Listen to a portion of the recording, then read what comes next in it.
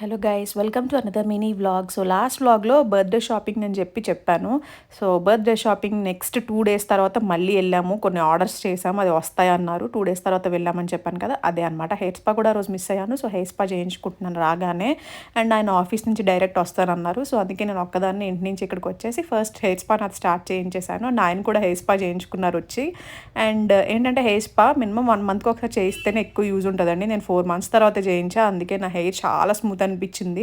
Hair dry అయిపోయి కూడా hair fall అవుతుంది. సో అప్పుడప్పుడు హెయిర్ స్పా చేస్తే డ్రై అవ్వకుండా ఉంటుందన్నమాట.